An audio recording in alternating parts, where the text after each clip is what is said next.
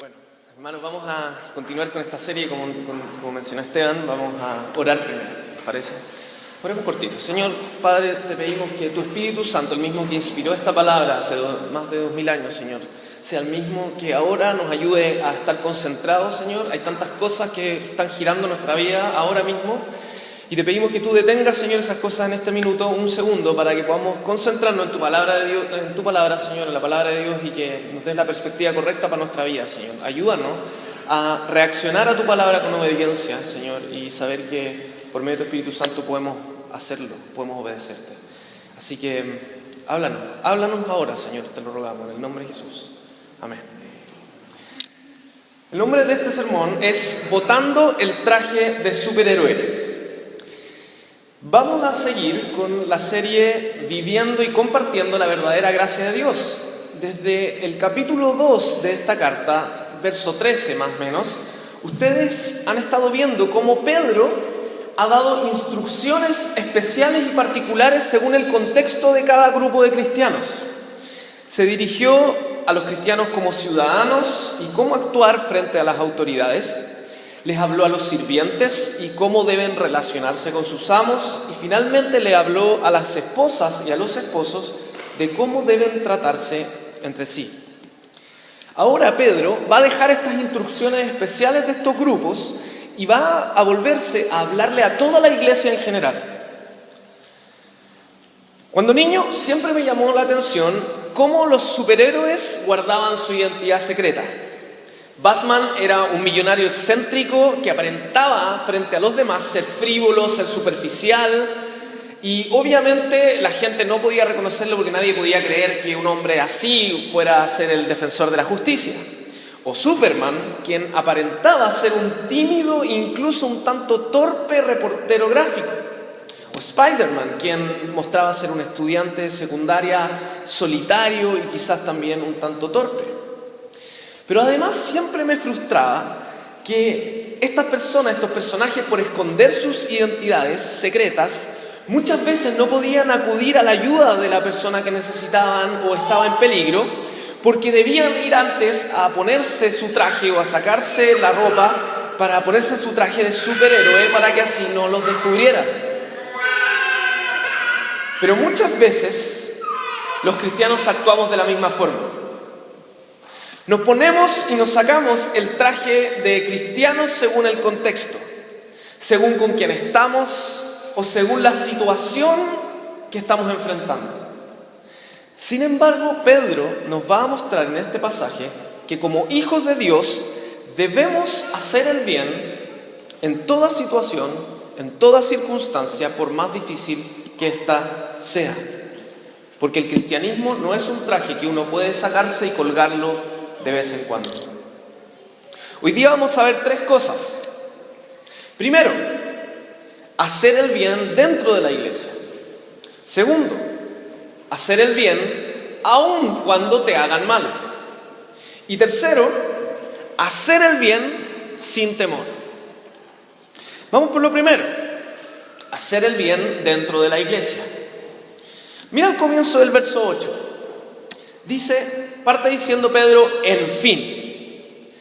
Esto quiere decir que Pedro nos está mostrando con estas pequeñas palabras que lo que va a decir a continuación es un buen resumen para todas las instrucciones especiales que Pedro nos ha venido presentando hasta el momento. Por tanto, aquí vamos a encontrar la esencia de cómo los cristianos debemos actuar unos con otros y con otras personas no cristianas. El verso 8 dice, en fin, vivan en armonía los unos con los otros, compartan penas y alegrías, practiquen el amor fraternal, sean compasivos y humildes. La primera tentación que tú tienes y que yo tengo al leer un verso como este, sin el contexto de toda la carta, es que pensemos que Pedro nos está simplemente llamando a cumplir con una lista de cosas que debemos hacer para convertirnos en buenos cristianos. Pero Pedro no nos está llamando simplemente a hacer cosas. sino que Él nos está llamando a cada uno de nosotros a ser un tipo de personas. Pero es un tipo de personas que es totalmente inusual para este mundo. Por eso, para que podamos ser este tipo de personas, necesitamos de la obra misericordiosa de Dios en nuestra vida. Recordemos lo que Pedro dijo al principio de su carta, en el capítulo 1, verso 3. Él dijo: alabado sea Dios, Padre de nuestro Señor Jesucristo. Por su gran misericordia nos ha hecho nacer de nuevo mediante la resurrección de Jesucristo para que tengamos una esperanza viva. Pedro dijo de que el Señor nos ha hecho nacer de nuevo mediante la resurrección de Jesucristo. Y es solo gracias a ese nuevo nacimiento que Dios ha hecho en nuestra vida que podemos ser ese tipo de personas de características totalmente antinaturales que Pedro nos menciona en este verso, que tú y yo debemos ser. Por tanto, nosotros, para ser buenos cristianos, no debemos tomar esta lista y simplemente empezar a chequearla y cumplirla, sino que debemos partir cada día reconociendo delante de Dios que somos incapaces de actuar delante de Él de esta forma, por nuestra propia naturaleza. Entonces debemos confiar en el sacrificio de Jesús cada día y en la obra del Espíritu Santo en nosotros para que podamos disponernos a ser este tipo de personas que Pedro nos señala aquí con fe y confianza de que Él y solamente Él lo hace posible en nosotros. No sé si me estás entendiendo. Lo que te quiero decir es que no puedes partir cada día y decir: ya, listo, voy a ser compasivo, voy a ser humilde, voy a hacer. Para que podamos hacer esas cosas debemos antes reconocer que somos incapaces de hacerlo y que solo gracias a Dios obrando poderosamente en nuestra vida y solo gracias al nuevo nacimiento que Dios ha hecho en nosotros es que podemos ser este tipo de personas que Pedro nos está pidiendo que seamos. Cada día usted debe decir: voy a actuar así, porque este es el tipo de cosas que hace una persona que ha nacido de nuevo. Así se comporta una persona que ha confiado realmente en Jesucristo. ¿Y cómo debe portarse una persona que ha nacido de nuevo? Bueno, en el verso 8, en este pequeño verso, Pedro menciona 5 características de este tipo de personas. Primero, estar en armonía. Segundo, compartiendo penas y alegrías. Tercero, amor fraternal o amándose fraternalmente. Cuarto, compasivos. Y quinto, humildes. Primero, estar en armonía.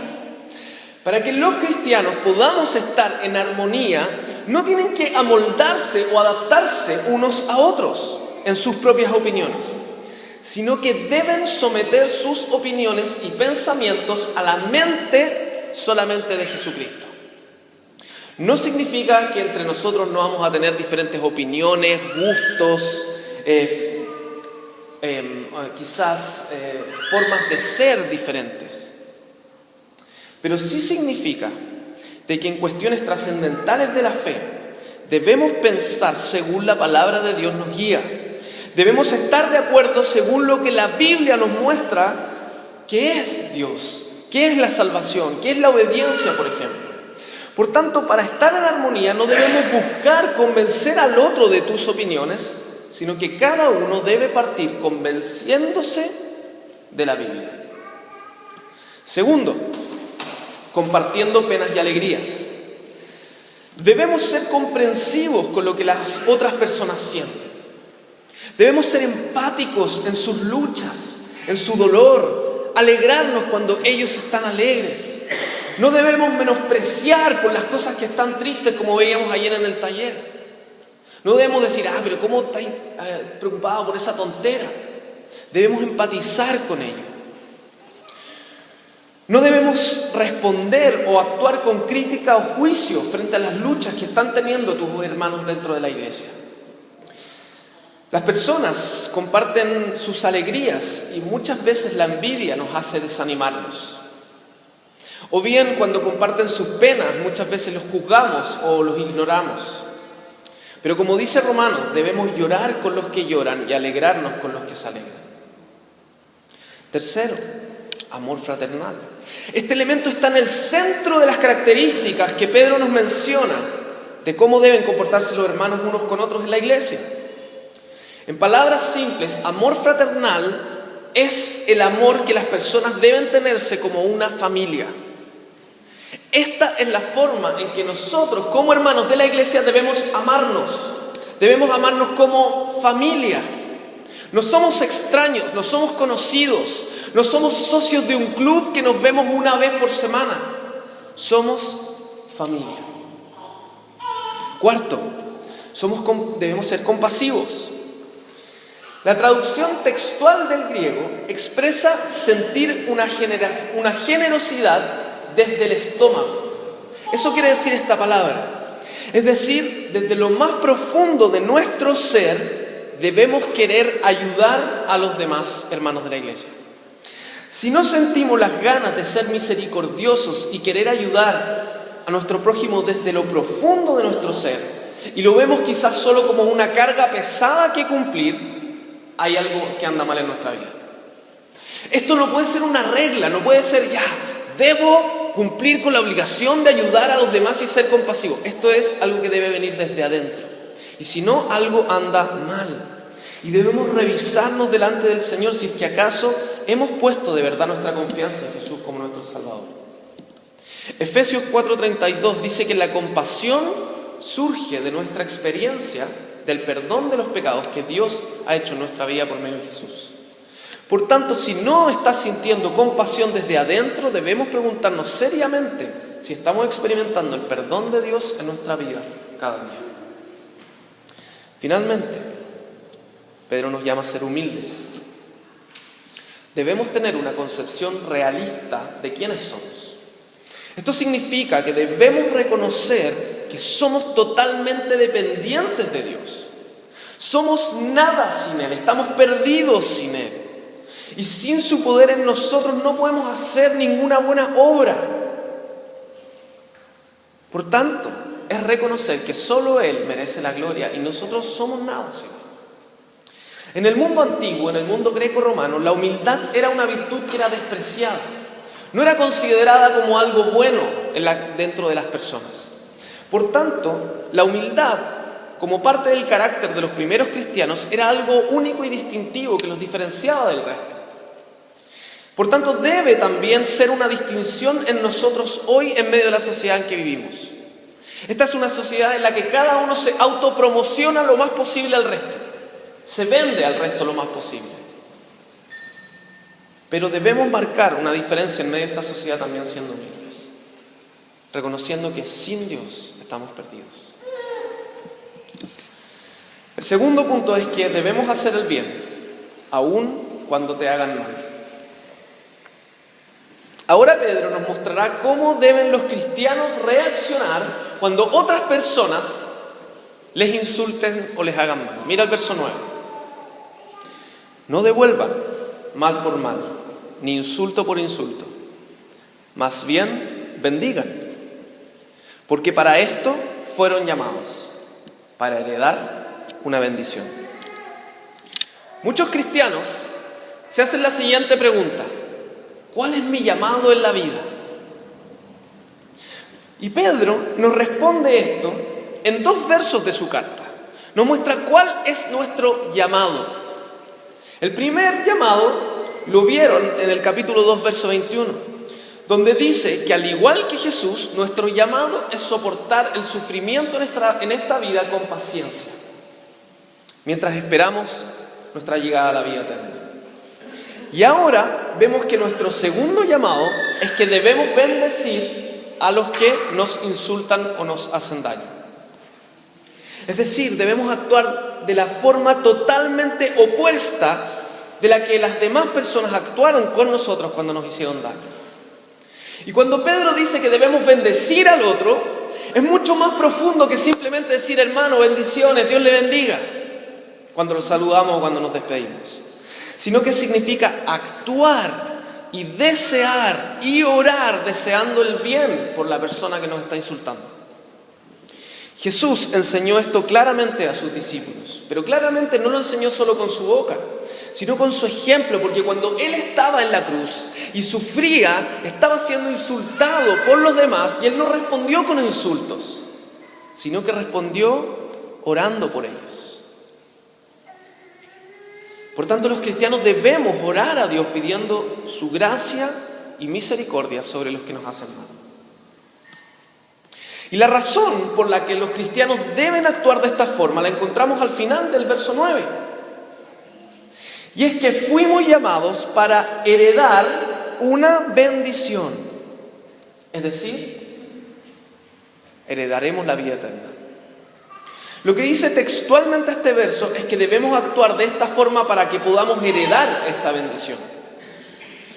De alguna manera, la realidad de esta bendición de la vida eterna que heredaremos depende de cómo reaccionamos con los que nos insultan.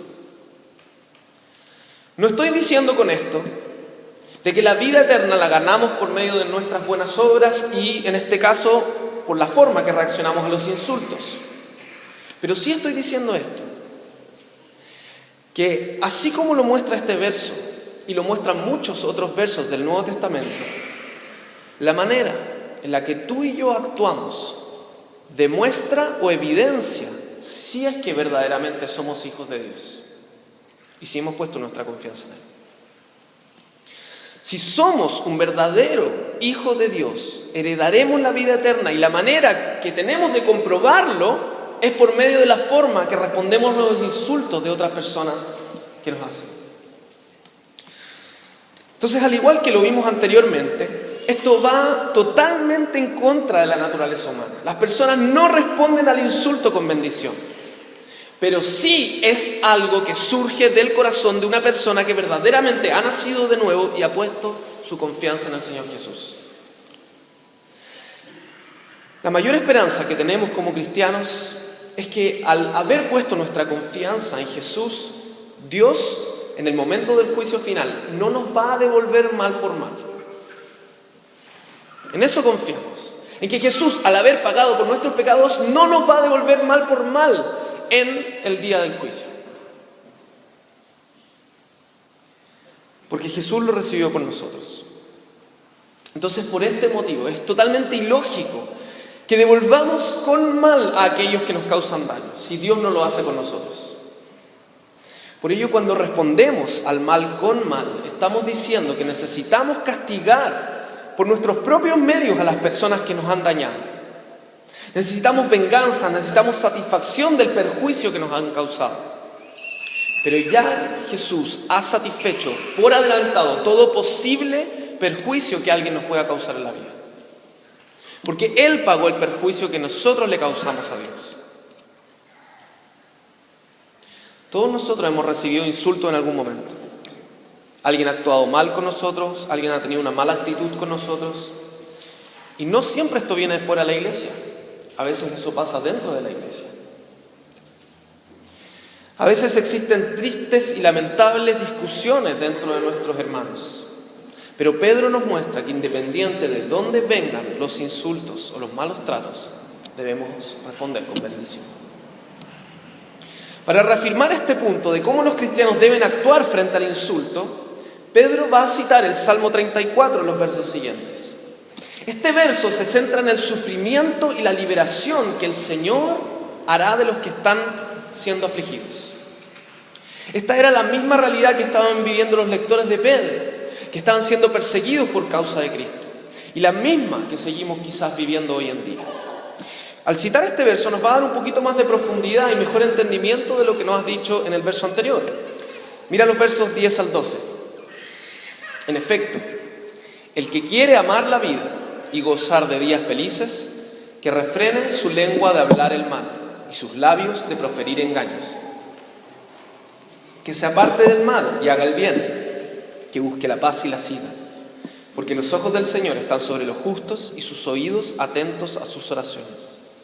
Pero el rostro del Señor está en contra de los que hacen el mal. Aquellos que decimos ser hijos de Dios, debemos actuar como hijos de Dios. Nuestro comportamiento en este sentido muestra si nuestra fe es real. Por ello es esencial que actuemos así. Debemos refrenar nuestra lengua de responder con insultos y por tanto vamos a gozar de una vida eterna junto al Señor. Quizás acá en nuestro país no somos perseguidos al punto de meternos a la cárcel o matarnos por ser cristianos. Sin embargo, cada día es más común que los cristianos seamos insultados por las redes sociales o en las fiestas o en el trabajo por hablar del Señor, o bien por dar nuestra opinión de la Biblia acerca de ciertas cosas frente a la moral. Sin embargo, el llamado es que no debemos responder con insultos, con ira, con enojo, sino debemos permanecer firmes, pero con amor y bendiciendo a los que nos están atacando. Si decimos pertenecer al privilegiado grupo de personas que han reconocido el perdón de Dios por medio de su Hijo Jesucristo, eso lleva una responsabilidad de que debemos vivir agradecidos. Si no estamos viviendo de una forma diferente a la que el mundo actúa y vive, entonces debemos cuestionarnos seriamente si acaso somos de aquellas personas que decimos ser. Por lo que debemos arrepentirnos delante de Dios. Debemos realmente poner nuestra confianza en Él y en lo que Jesús hizo por nosotros. Y que por medio de su Espíritu Él nos transforme para vivir de acuerdo a cómo debería vivir un hijo de Dios. Tercero, debemos hacer el bien sin temor.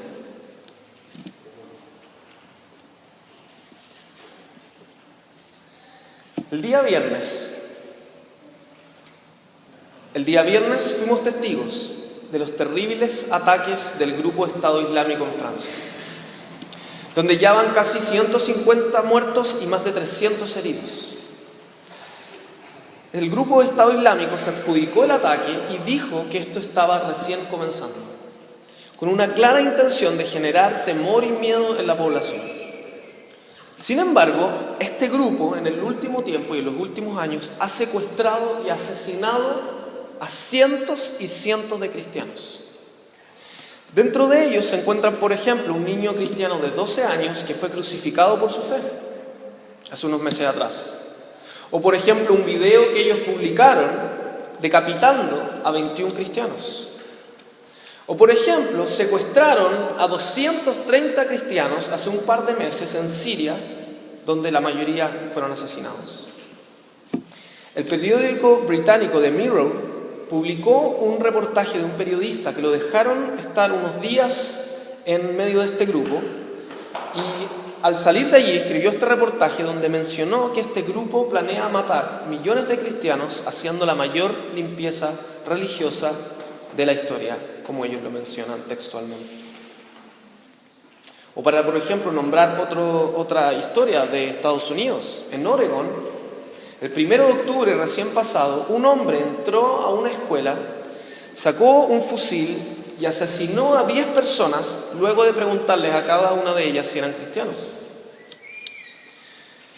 Pero a pesar de estos terribles asesinatos, de estas amenazas, de estos deseos de provocar temor en la población y sobre todo en el pueblo cristiano, Pedro nos mostrará que en verdad nadie nos puede hacer daño.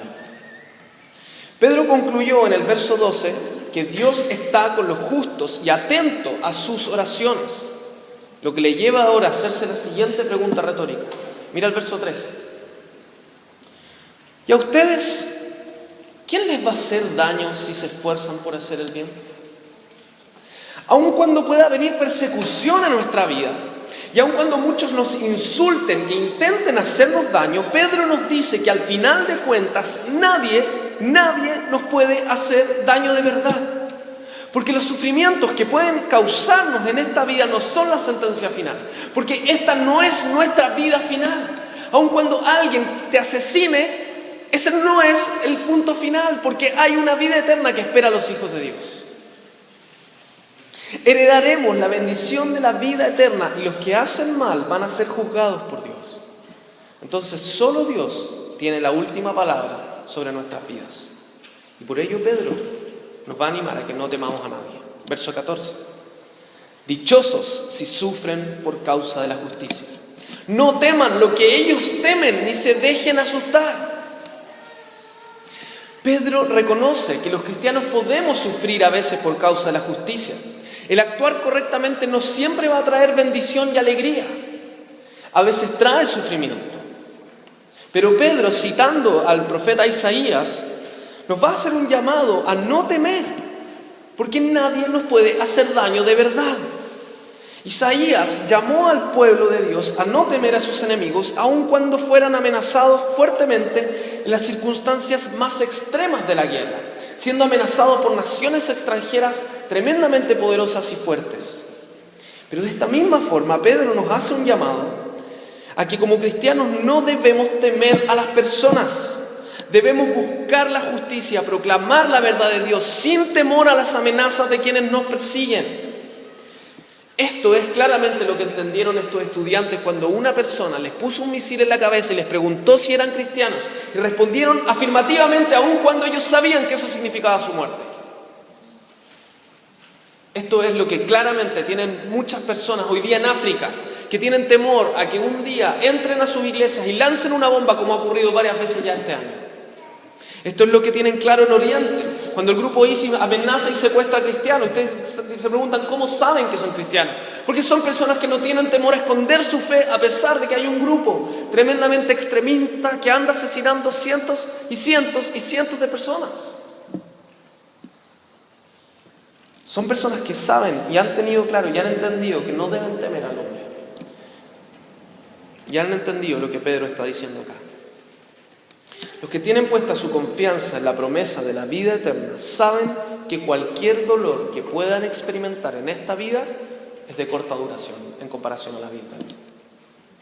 Porque a fin de cuentas, tarde o temprano, gozaremos de esta eternidad junto a Dios. Y no hay nadie ni nada que pueda evitar eso por más que lo intente y por más que nos mate. Ni la muerte nos puede separar del Señor. Los sufrimientos y las ofensas causadas por otras personas van a ser una realidad en nuestra vida. Muchas veces vamos a ser amenazados en nuestros trabajos por compartir el Evangelio o por tomar una decisión de acuerdo a la palabra de Dios que perjudicó económicamente a la empresa. Muchas veces nos van a apartar socialmente por ser cristianos. Nos van a perjudicar, nos van a amenazar.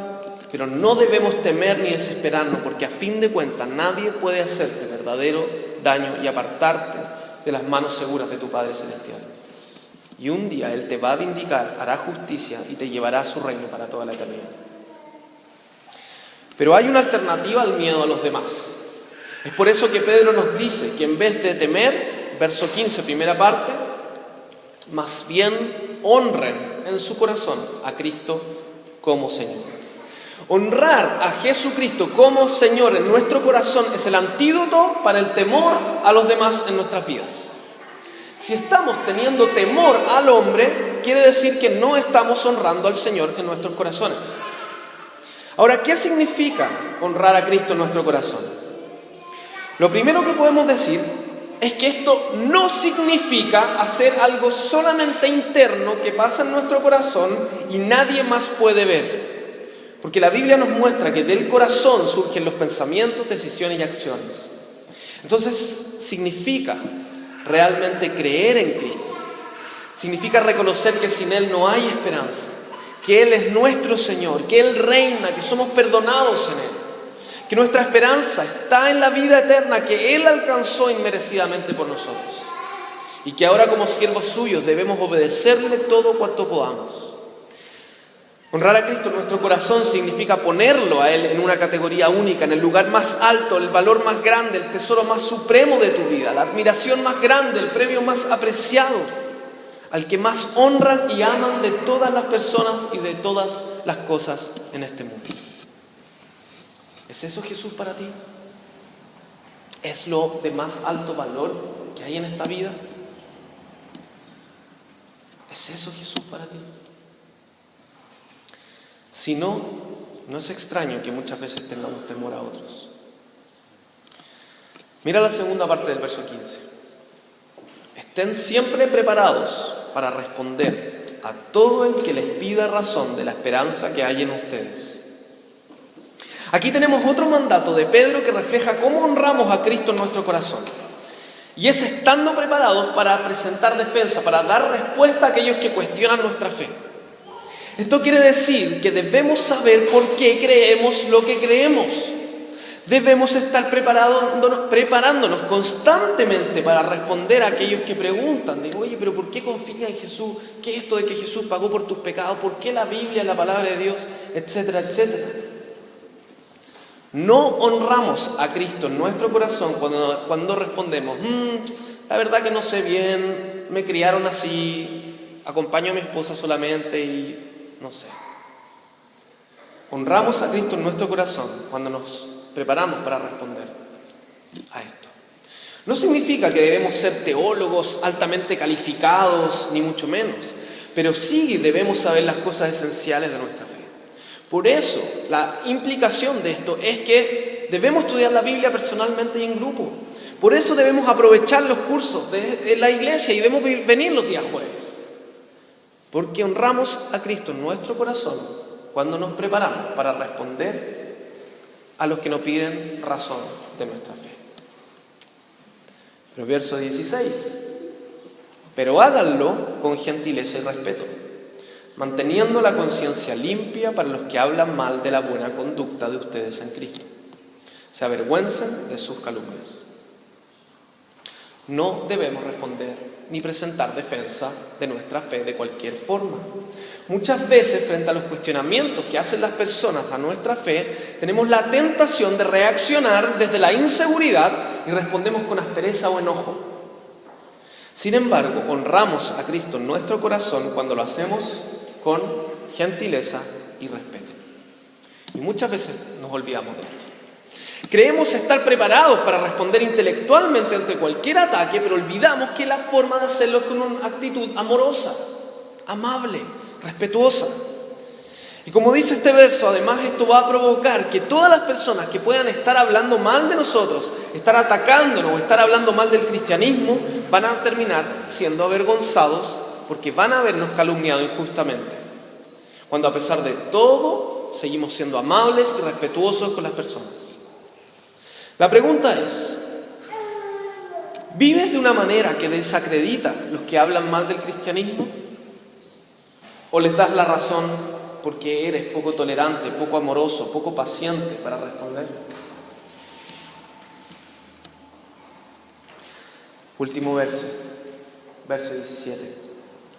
Si es la voluntad de Dios, es preferible sufrir por hacer el bien que por hacer el mal.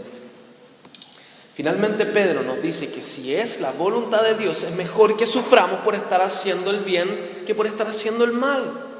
Y aquí vemos dos cosas. Lo primero es que cuando tú y yo sufrimos como cristianos, esto es parte de la voluntad de Dios para nuestra vida.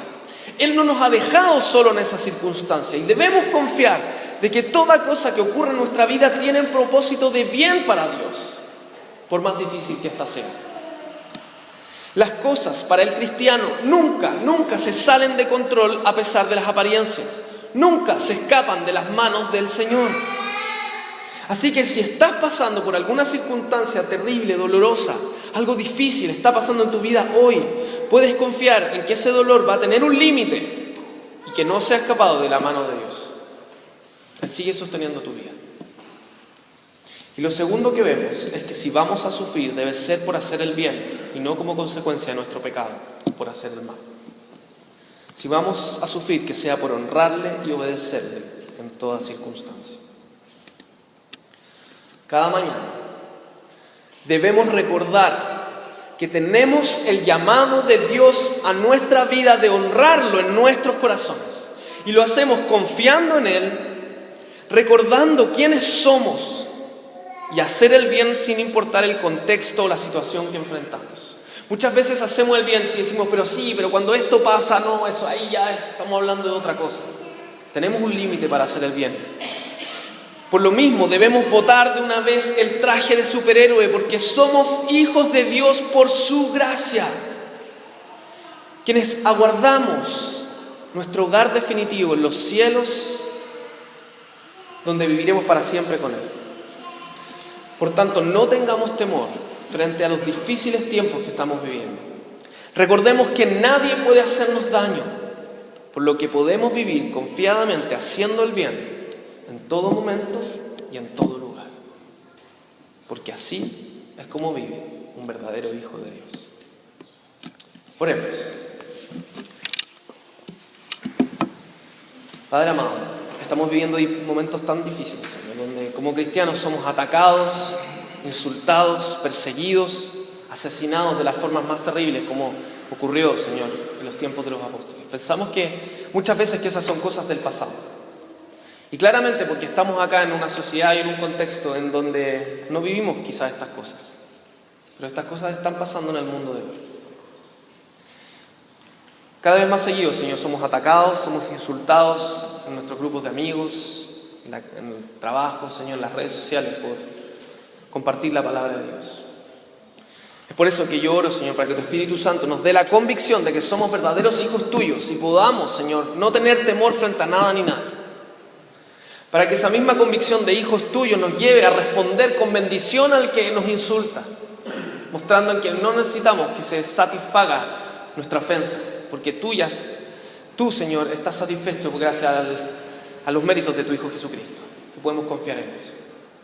Y que esa misma convicción también de verdaderos hijos tuyos nos ayude a comportarnos, Señor, como Pedro nos animó en medio de los hermanos de la iglesia, amándonos como familia, Señor, siendo humildes, buscando la armonía, siendo compasivos, Señor, y compartiendo las penas y alegrías. Que tu Espíritu Santo nos ayude a vivir como somos, verdaderos hijos tuyos. En el nombre de Jesús.